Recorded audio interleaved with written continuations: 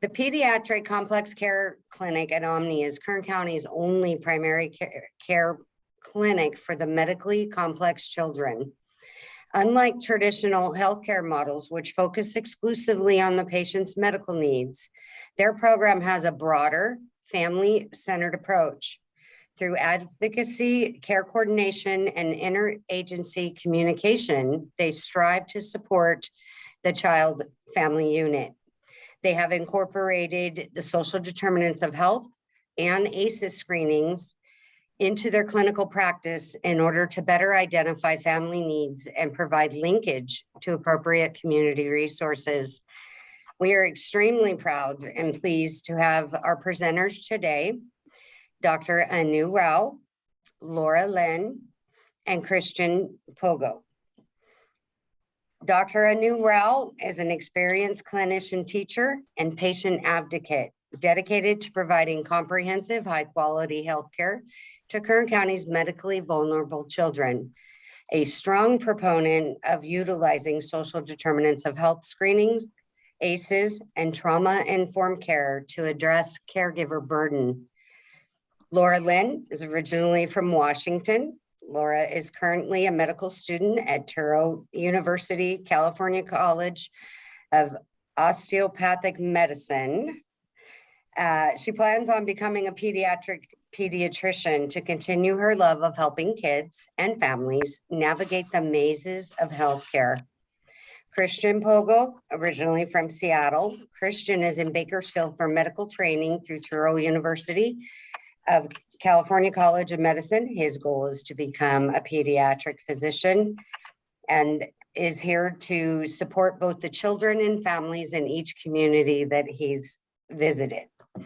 I'll now turn it over to Dr. Rao. Thank you so much, Charlene. And I think you're pretty much given my talk for me. Well, I appreciate the invitation to talk about my favorite subject, which is pediatric complex care. And I also have a disclaimer. I am not a narcissist. That photo was placed by our media team, which had access to my to my slides. So my apologies. There are thousands of medically fragile children living in Kern County, and they have a lot of needs. But the healthcare system hasn't quite adapted to give them the kind of care that they need. And so their caregivers are often exhausted, frustrated, really, by the demands of the system that is not a system that is really responding to their needs. This slide has been on my list of presentations for 5 years now, and really not much has changed other than the fact that we have the added stress of COVID. So our clinic really is an attempted solution to the problem that most caregivers have in terms of accessing care in a timely fashion, finding a source, a single source that can help them when there are issues, and also needing the tools to take care of their children safely.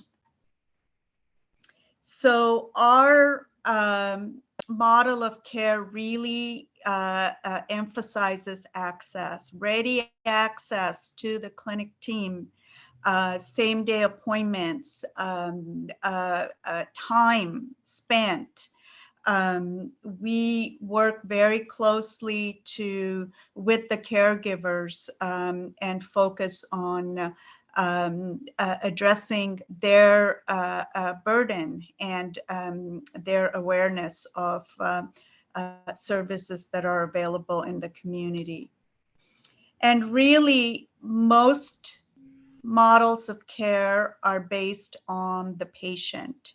But given the fact that the child is dependent on the family, really what we need to do when we design programs is to incorporate that family and really change our focus from child only to child family unit.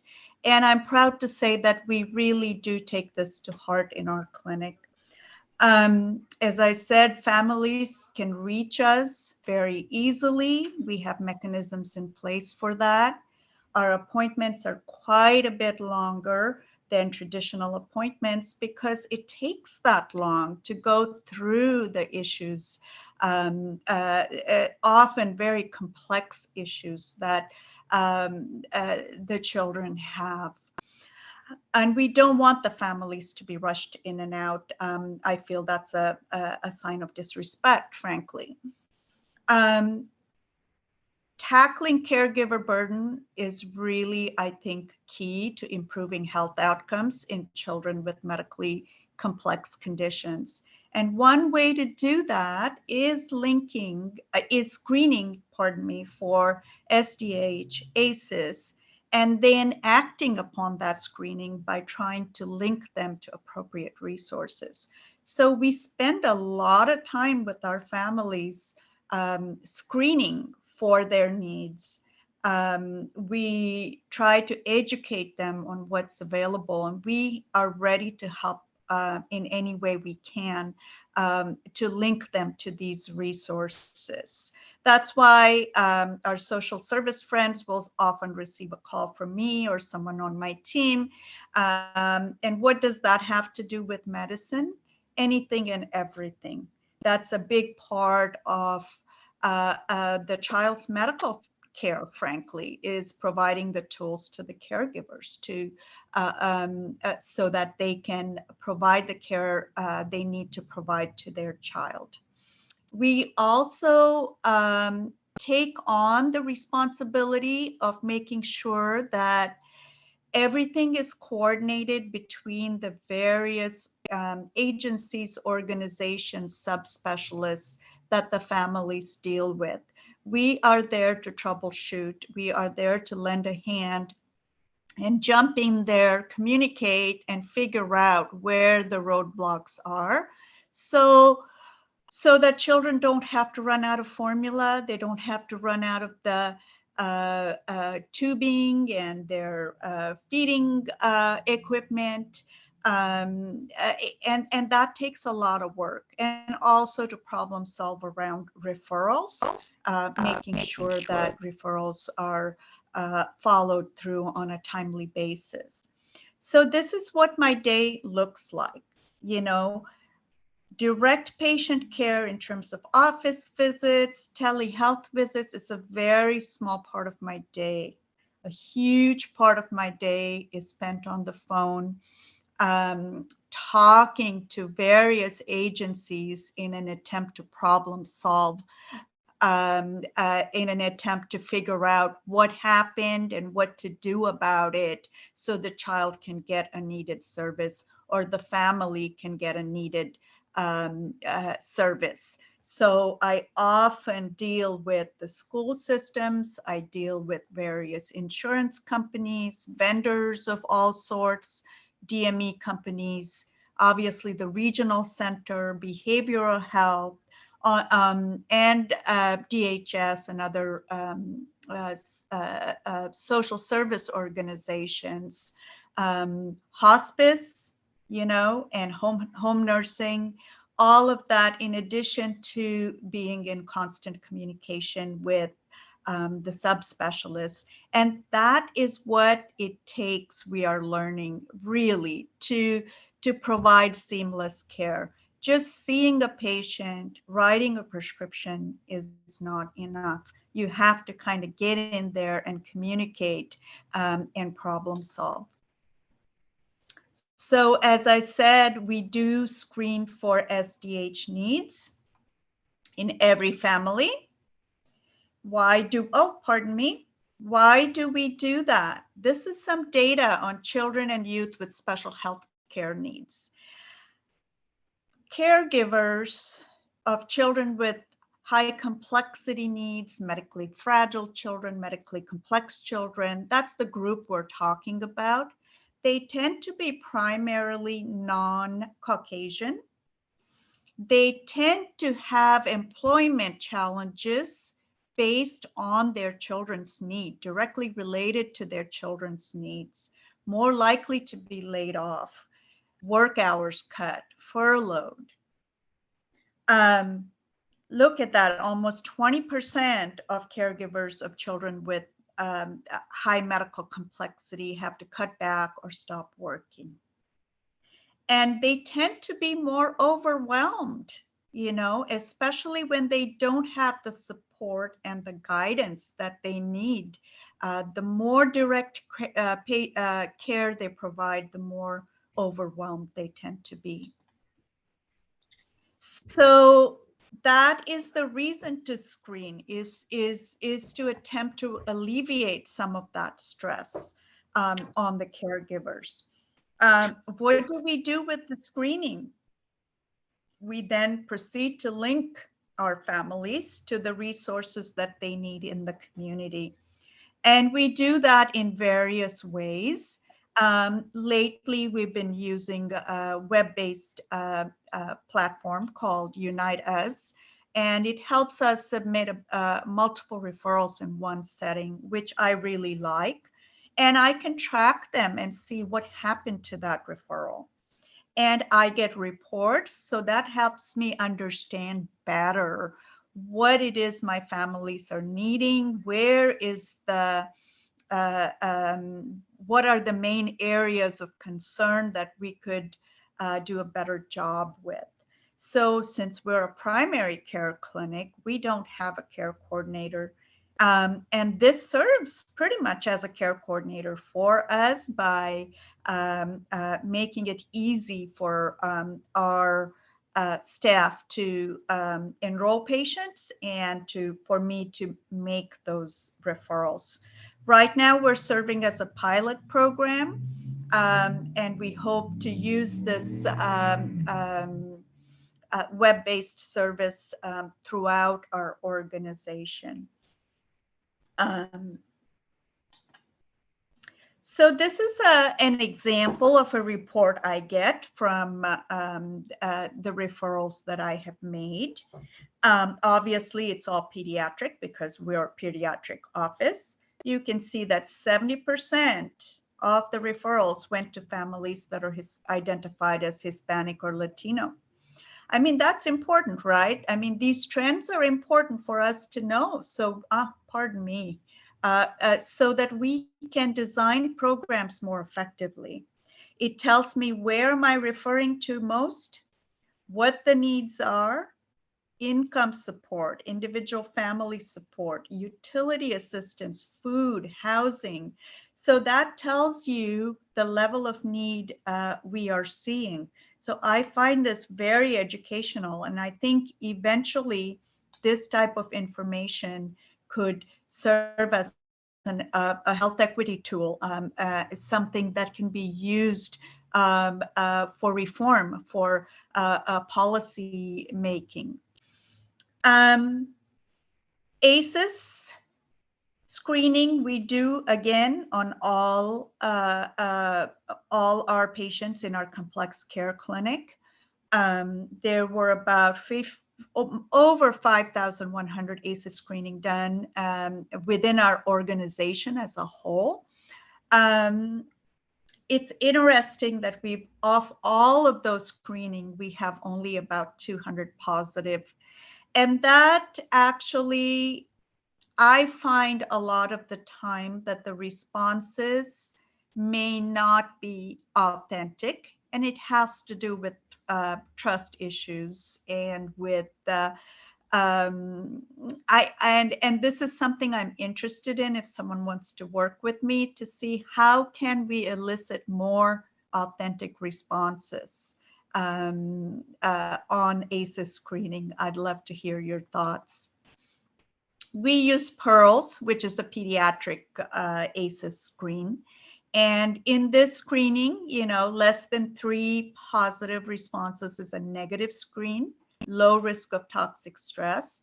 over 3 is a positive screen. I do want to say, though, that at some point, hopefully,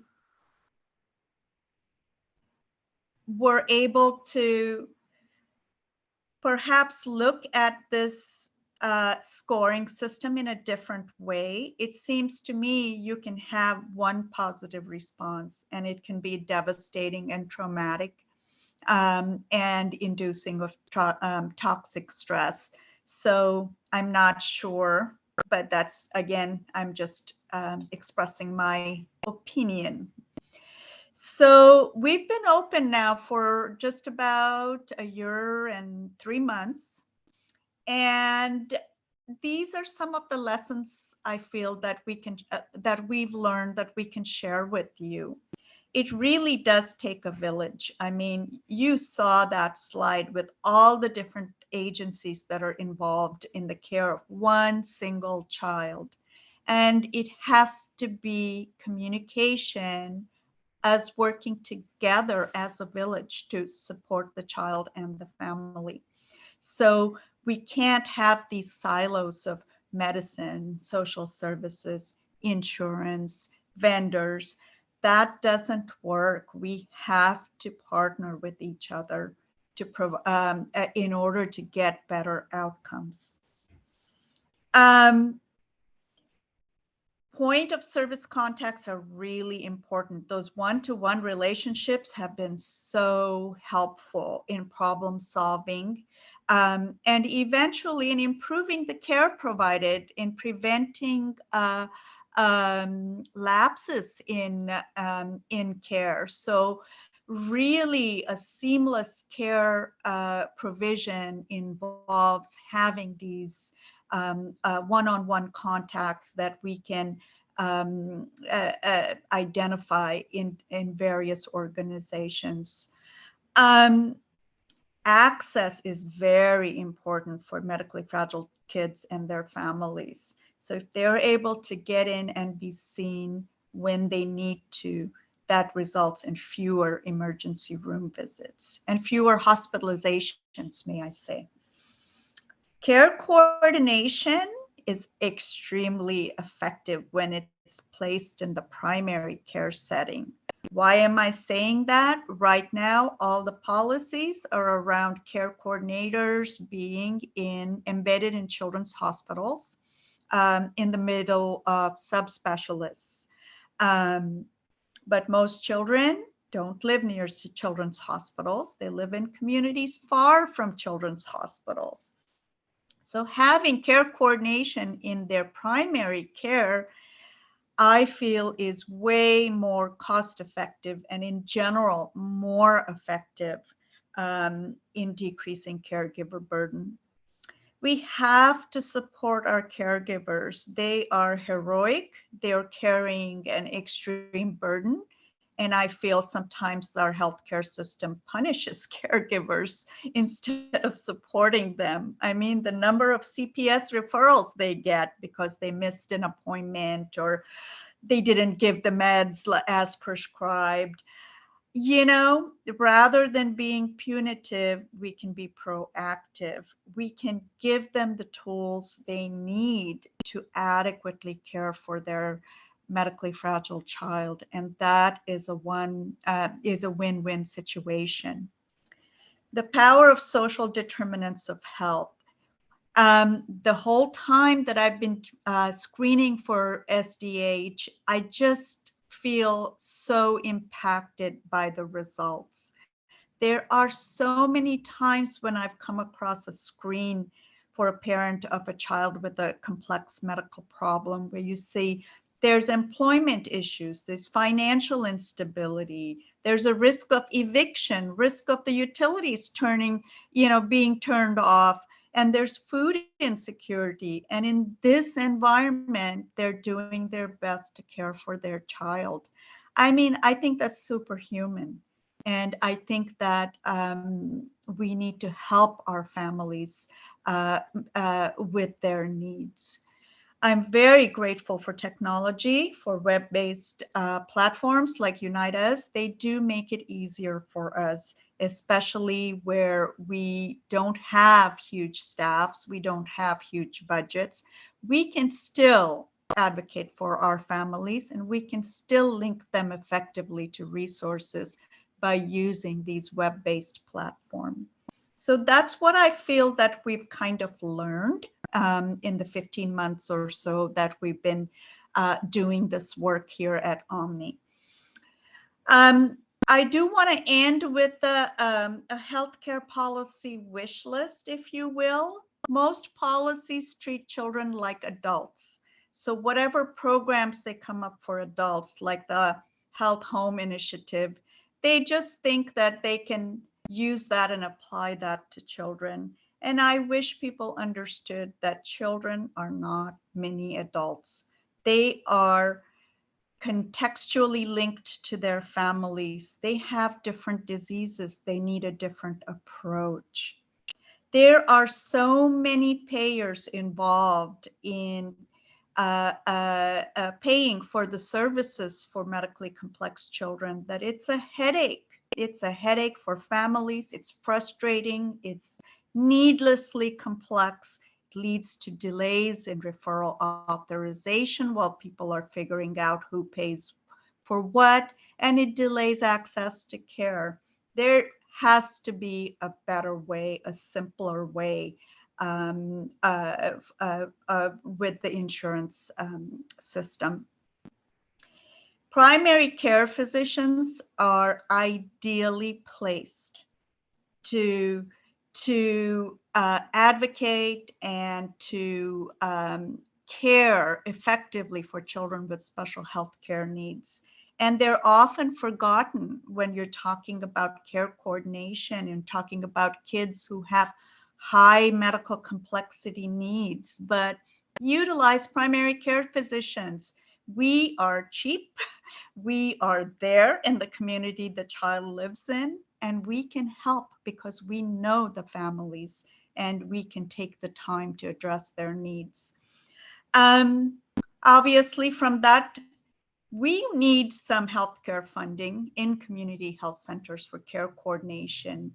Don't always think of care coordination as belonging in a children's hospital. It does not. It's actually more effective when you do it in the community health setting.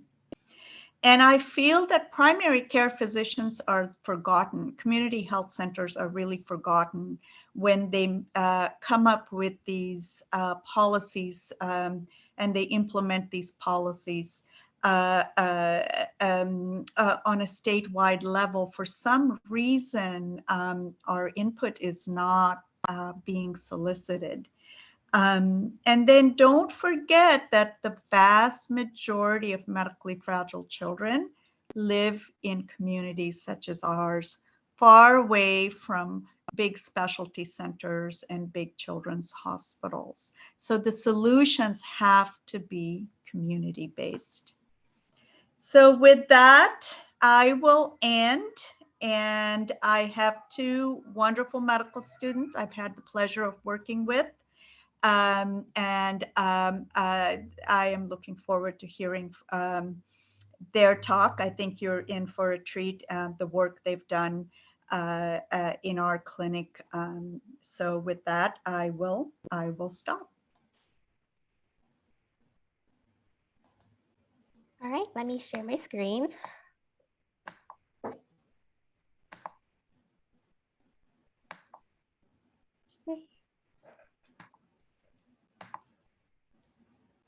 All right. So, hi everyone, I'm Laura. I'm a third-year medical student from Touro University, California. I had the pleasure of working with Dr. Rao back in November in her pediatric complex care clinic. I have to say, the one thing that stood out to me was the fact that so many caregivers of medically complex children were not aware of the resources available to them, which is why we decided to create a resource guide for them. So the purpose of this resource guide is not to get into the nitty-gritty details, but as a way to have caregivers become aware of the resources that's out there to help. And so for the next 20 minutes or so, I'm going to go through what we've made so far. And if you have any input or feedback, we'd be happy to hear it. So just starting from the beginning, we wanted to explain what makes a medically complex child complex. So that way parents can know if their child could use this guide, or if the caregivers could use this guide for their child. So first, many medically complex children see multiple medical specialists, they attend multiple therapies, and often require educational accommodations at school. Secondly, many of these kids have a serious chronic medical condition that causes them to go to the hospital a lot more than other children do. Third, many medically complex kids use medical technology to survive, to have basic life functions, such as breathing and feeding. And then finally, caring for a medically complex child can be can take a lot of energy and time. And so this can lead to a lot of significant burnout on the caregiver's end. And so if the family answers yes to most of these questions, most likely their child is medically complex. After defining complexity, we thought that the most important part next was to discuss coverage, since taking care of a medically complex child can be very expensive. And for this section, we specifically limited it to California residents, since insurance can vary drastically from different states. And so starting with, if the family needs health insurance, we emphasized Medi-Cal as the best place to start, especially if the family is not able to pay for their own insurance. And as is well known, eligibility for Medi-Cal is based on family size and income, so not everyone qualifies. So what happens to those families who don't qualify for Medi-Cal? Well, something that's not very well known is that even though the family does not qualify for Medi-Cal, the child can actually qualify for Medi-Cal under their own name, and they can use this for any services related to their medically complex condition. So after Medi-Cal, there is a program called California Children's Services, or CCS, and this helps provide additional coverage on top of the child's current insurance plan. Of course, it can only be used for specific medical conditions. And then there is criteria that families may need to fit in to qualify. I have this here, and I also put a link down below for more information. Regional centers. So this is a payer of last resort, meaning that it can help pay after all other funding sources are used, and this includes your own insurance and CCS. Something important to note is this is only specific for children with developmental disabilities. Not all medically complex children have developmental disabilities, but for those that do, this is a very important source to cover services such as early intervention. And again, another link below for more information. So after coverage, we go into what common services a medically complex child may need. So this includes things like safety and adaptive equipment. Many medically complex children use assistive devices such as wheelchairs, and they need to be properly sized and fitted for them. Others may need safety bars, customized car seats, transfer lifts for cars and stairs. But all of this is really aiming to not only protect the child, but also the caregiver. Physical therapy and occupational therapy. Many medically complex children need this, and it's aiming to improve the overall functioning and strength of the child so they can become more independent and be able to perform daily tasks safely. For education services, this can actually start as early as birth to age 3 in the form of early intervention services.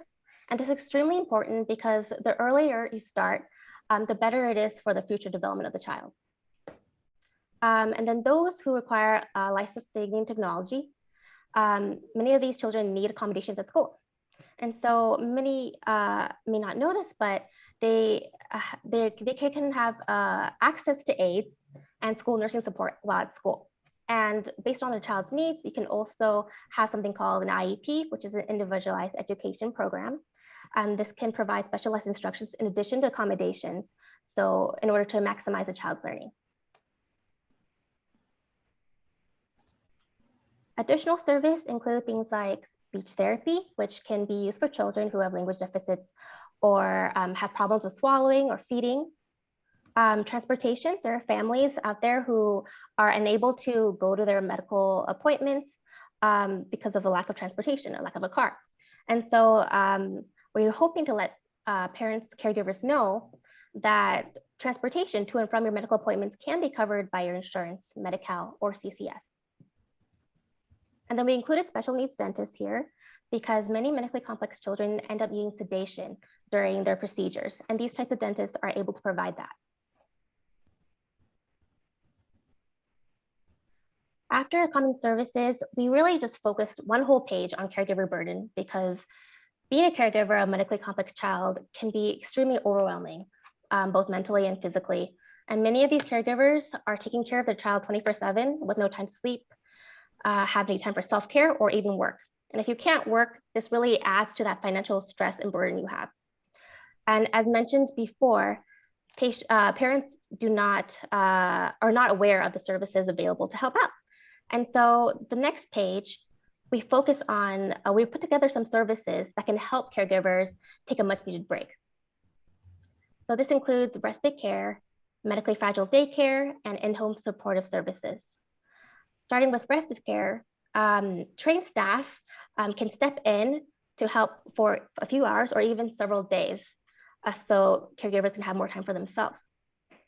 And then in terms of medically fragile daycare, unlike regular daycare, trained staff such as nurses and specialists are available, as well as medical equipment to properly take care of child with medically complex needs. For in-home supportive services, or IHSS, as we mentioned before, many of them are unable to work because of the time spent taking care of their child. And so in these cases, IHSS can help. This program compensates caregivers for the medical care they're providing for their child, which is typically provided by a nurse. And these include things like, tube feeding, medications, and so on and so forth. Additional supportive services that a family may benefit from but underutilized include something called pediatric palliative care. And so pediatric palliative care is often underutilized, most likely because of the common misconceptions associated with it. And so here we try to break that down. So many people think that palliative care is only used for people who are dying. It's only used for pain. And once you start, you're basically giving up treatment. And that's absolutely not the case. If you have a child that's struggling with a significant chronic illness that's impacting their quality of life, they can extremely benefit from this. It can be done at any stage of the illness. It doesn't have to be terminal. And it provides more than just physical care, but also emotional and spiritual for the family as well. And again, treatment is continued to be given. It's not going to be stopped. Oh, pardon me. So hospice care is the one that people associate with for children with less than 6 months to live due to a terminal illness. But this can be done in the comfort of your own home. It doesn't have to be in the hospital. And it can also provide a lot of comfort and benefit to the families, and basically maximizing their time together in their last moments.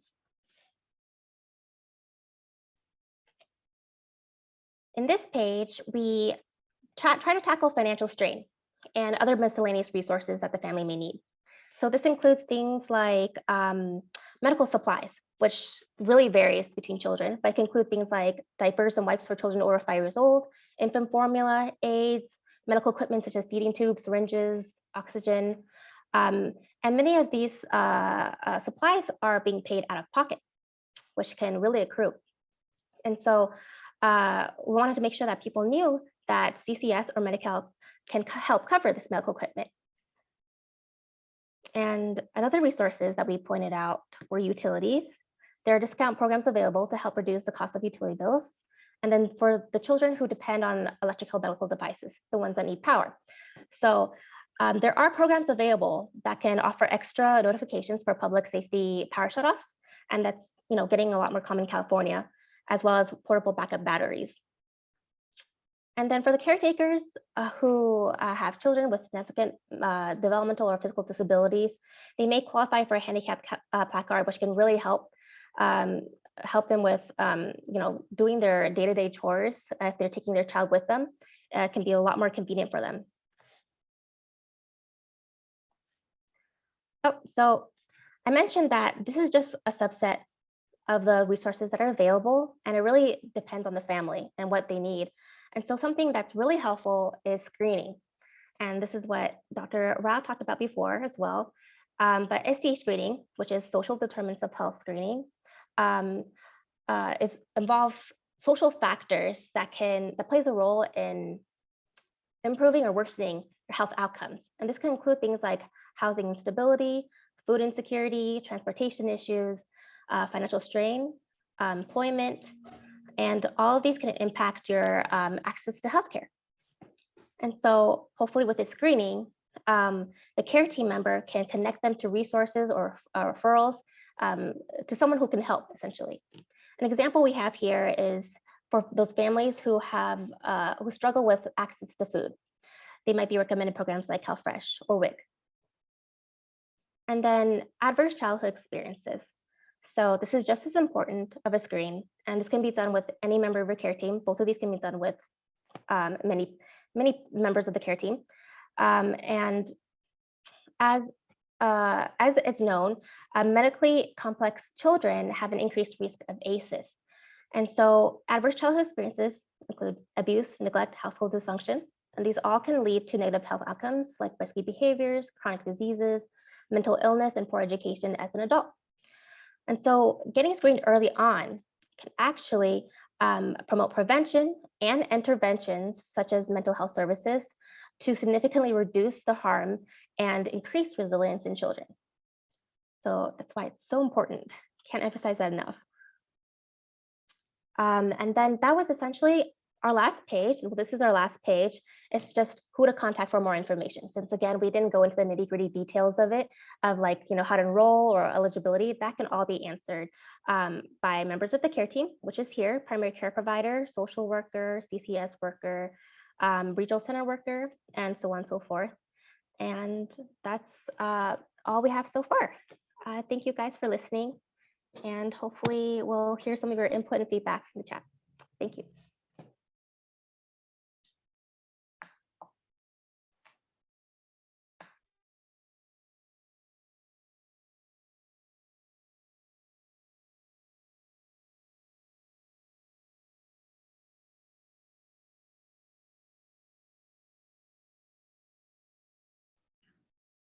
All right, now it's my turn.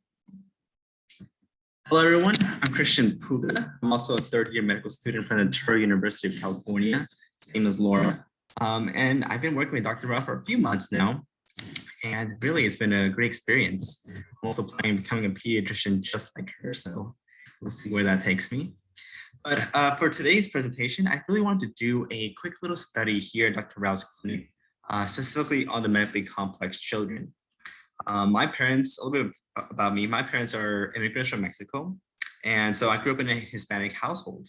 And growing up here, I noticed there's a lot of things that I thought were normal back then.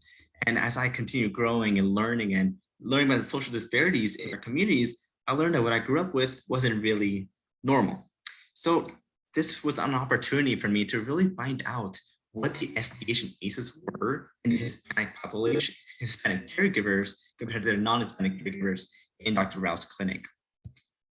And I'll be showing you a bit of trends that we were able to find. So just a quick little background.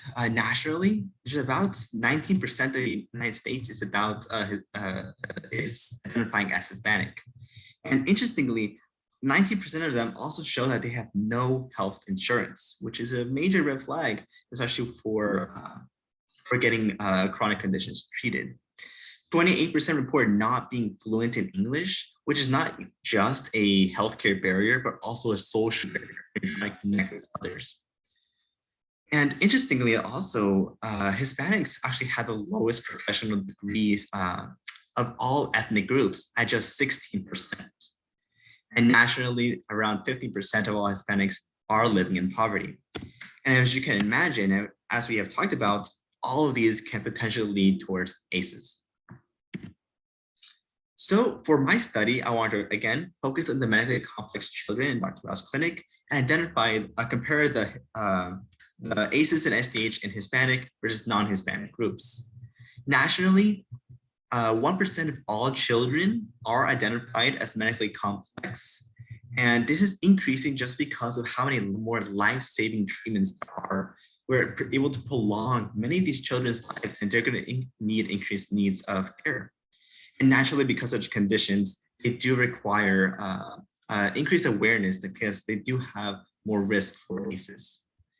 In Bakersfield, a little bit over half are Hispanic in population. Also, we have about a 21% poverty for the Hispanic population here in Bakersfield, which is higher than the 15% that we saw nationally.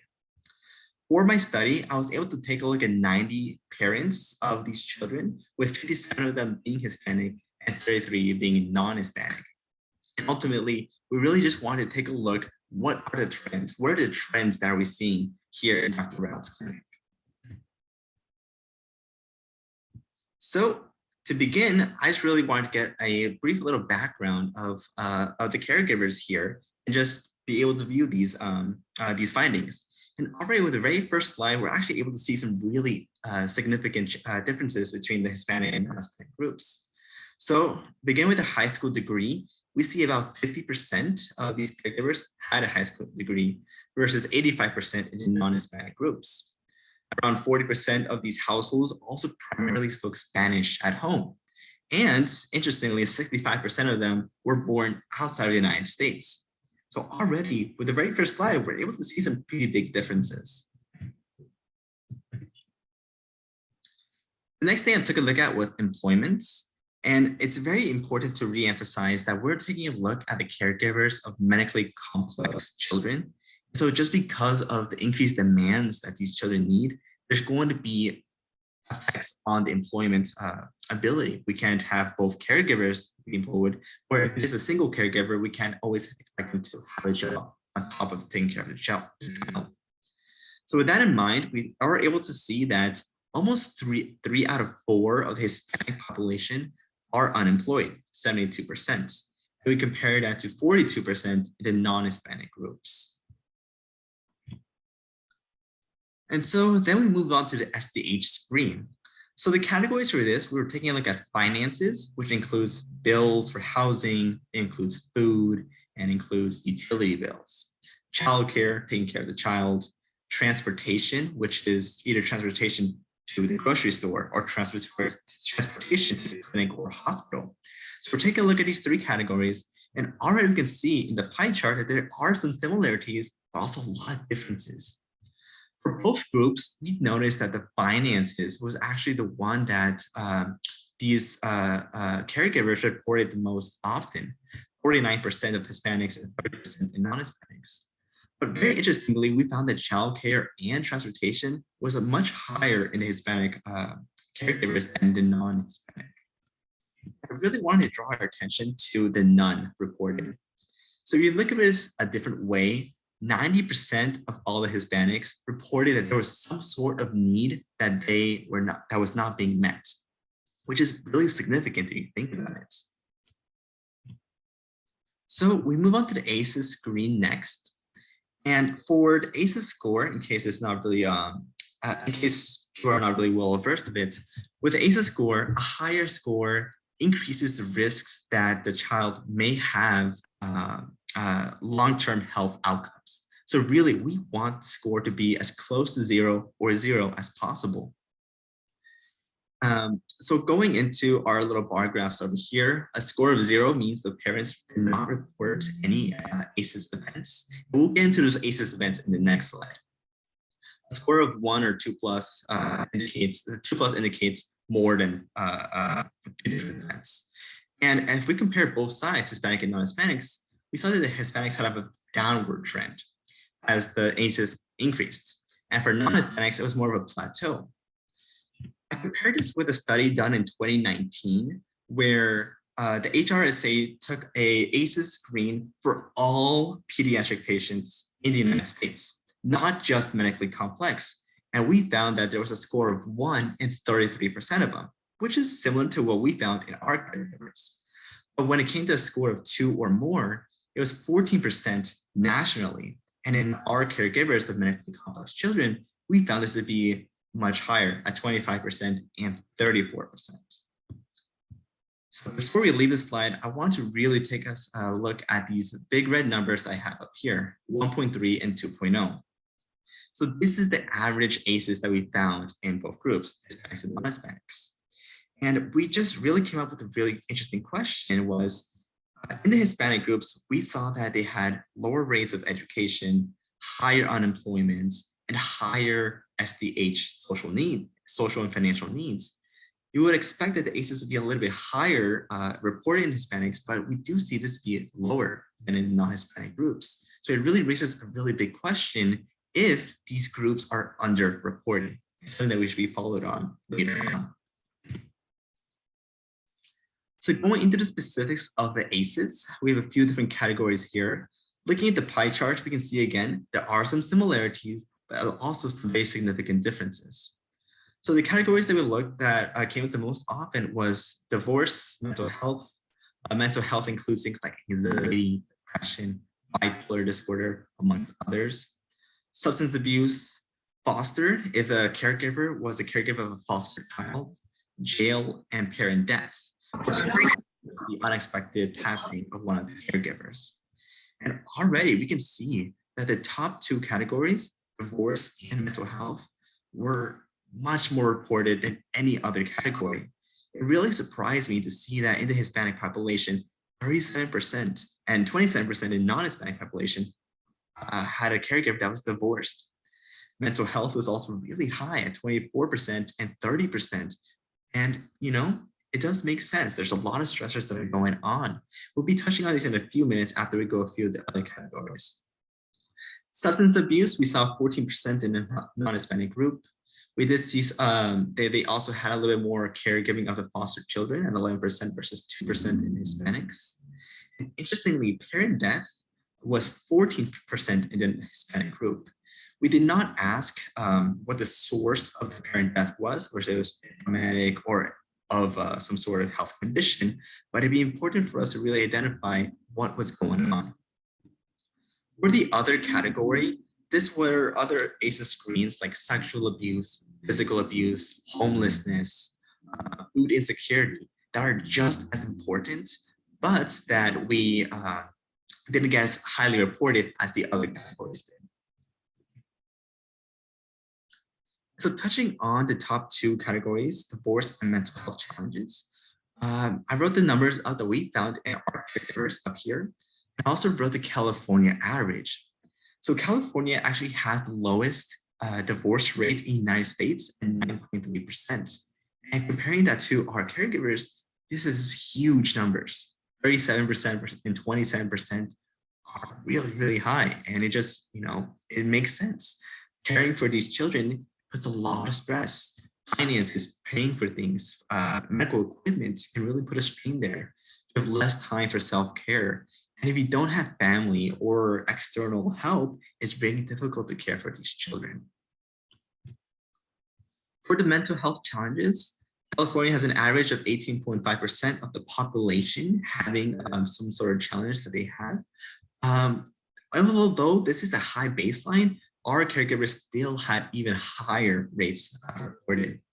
What was most shocking was that only 35% and only half of the non-Hispanic will actually receive treatment for these challenges. And that is very, very low, especially if these conditions are affecting them and their children as well. The University of Rochester School of Medicine also found that these caregivers are 5 times more likely to be reporting poor or fair mental health. That was a lot of numbers, and that was a lot of charts. I really want to summarize everything here so that way we can really show you what we found in this study in our clinic. So for the Hispanic caregivers, we found that they had lower rates of high school degrees, lower rates of employment, and higher financial and social needs in every single category. But regardless of ethnicity, all caregivers of medically complex children did report having higher ACEs. And a really interesting question came up if Hispanics are underreporting their ACEs scores. And lastly, all caregivers showed higher rates of divorce and mental health compared to the national averages. So what can we do? I'm placing down improved screens, but really this is making the screens more accessible to more clinics. we are just one clinic, and it's great that we are doing this here, but we want to make sure that we can do this to many, many clinics, thousands of clinics, and to really know what kind of needs are in the communities. And when we find those out, connecting those families with the resources that are available. If the resources are not available, then let's make it available if they are going to be helping these children in the future. Also promoting mental health awareness and maybe reducing the stigma there is about these conditions, and just really increasing access to treatment is really important. And then lastly, by taking away some of these loads, some of these burdens that the caregivers have, we're making it easier for them to take care of their children. As healthcare givers, as social workers, or policymakers, maybe we see children for an hour or two, but these parents are taking care of their children every single day. And that is my presentation. Thank you for listening.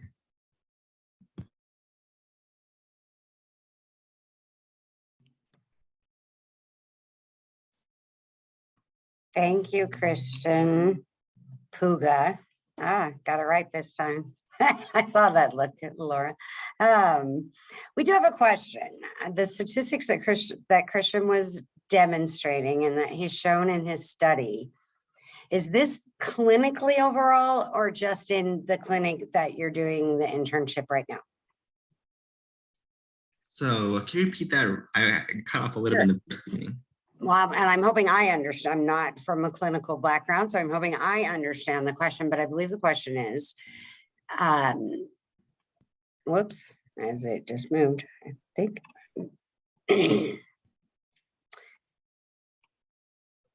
Is the statistics that you were showing clinically overall or just for the Omni clinic you're currently at? Yeah, so the statistics that I reported were on our Omni clinic here with Dr. Rao, the many caregivers that I was able to get the ACEs and SDOH screens for.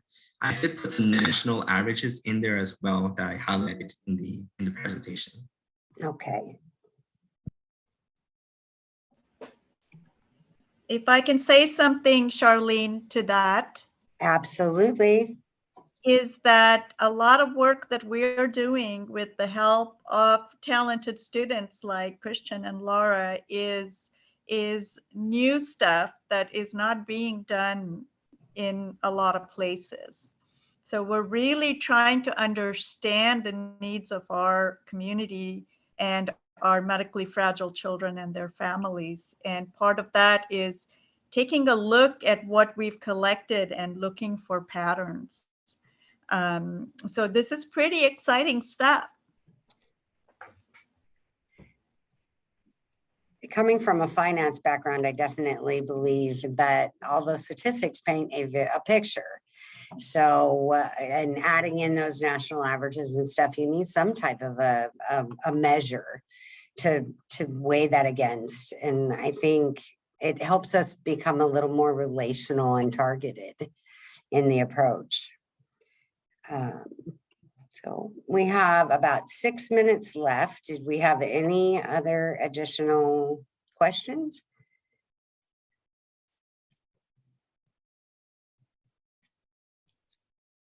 Okay. I have a question. Sure. Let me start my video. So if, let's say in your clinic, you see a child, they're Spanish speaking, and this child is, you saw him 2 months ago, he comes back and he's chronically, let's just say he has a cold. And so you see him 2 months from now, he still has the runny nose, the cold. How do you, would you be doing the education to the parents of possible, this child is experiencing this or taking a lot longer to heal because of an oversaturation of stress, and where would they be referred? Are you having those conversations right away, or do you wait until it's 2 or 3 months down the line and this child isn't getting better? Not that they're necessarily getting worse, but that's just an example of like, you just keep seeing this kiddo with the runny nose. I hope I'm making sense. Yes, I think I understand what you're saying is that there is that mind-body mentality, and if the child has a significant level of toxic stress, then chances are they're sicker more often, right? So it depends on the observation of the situation with the child and the family, the interaction, and this is where the clinical ability to observe comes into place. Is the child well nourished? You know, is the child appropriately bonded to the family? You know, is the child well taken care of? Is the child, you know, appropriate for age and development? So, I mean, with any visit, there is a potential of family dysfunction and childhood stress, right? And it's our job as clinicians to always have our eyes and ears open. And should something, we all have that little flag in the back of our head, you know, over time, we all have this sixth sense about what could happen, about something that's not quite right, right? And so that is what we develop over time, and that's what triggers additional questions, not in a judging way, preferably, you know, to get more information, and you might want to follow that child a little bit closer, develop a closer relationship for the family, so you're in a position to help.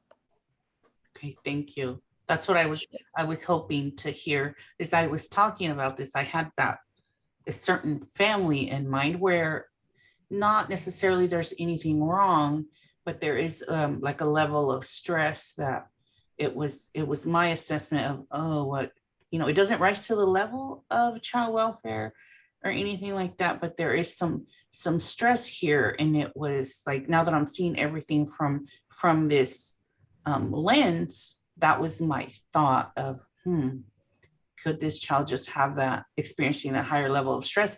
That's why he is not getting better. But yeah. The other thing I would add is that we're doing our SDH and ACEs screening in our medically complex populations, but also, Christian knows this well, is if there is a family we come across where we go, oh, this is what we're feeling, we will offer them the screening, and we will help them in any way we can. Wonderful, thank you. If we have another question, any understanding or reasoning as to why substance abuse reported by the Hispanic category was 0%? You know, for these screens, we are, we're meeting with the patients face to face, and we're letting them know what these screens are being used for. And honestly, whatever they give us, what they're reporting to us is what we're going to write down. Obviously, more trust that they have in us, more truthful the responses are going to be. So we don't really know why none of the Hispanic population reported substance abuse, but we hope that with over time, as we continue to provide care, that if that was an issue, maybe they report it in a future screen. I think Dr. Rao addressed that as well. Her wish list was to get those truly honest answers when they're answering those questions. I've taken the ACEs scoring. So even myself, you have to be honest with those assessments to be able to get to the real picture. But I think the key was the relationship. It's building that relationship and that trust with that family. So whether we're in a case management role or a friend role or the doctor role, or however, you know, it's all about building those relationships. So we are right at time. I don't see any further questions, but I've learned a lot. I want to thank all three of you. I think you did a fabulous job. I'm super looking forward to that resource guide. Laura, we have a lot of family resource centers that would love to distribute that. Yes. And to get that information out. as well as 40 funded partners. So that could really help spread that. That was very useful, very helpful. Yes. As always, Dr. Anuradha Rao, I appreciate all of your wisdom and your piloting our programs. Christian, great job. Love statistics. You painted a great picture. So thank you so very much. If your questions or a question comes up later that you think, wow, I wish I had asked that, you can go directly to the Whova app. And if you go to the community tab, you can enter. There's what unanswered questions do you still have about today's conference? So whether it was this workshop or any other, please enter those in the Whova app, and we plan on following up. Everything will be available for 3 months after today's date. So, and I'd also just like to thank you for attending. Thank you to our 3 presenters and to our my support staff. And don't forget to join the afternoon panel. So you'll leave this Zoom meeting, you'll click on the next one, and you'll get to hear where we're headed. This is actually now kind of talking about where we're headed. So it's exciting times. So thank you all very much. I appreciate it. Thank you. Thank you.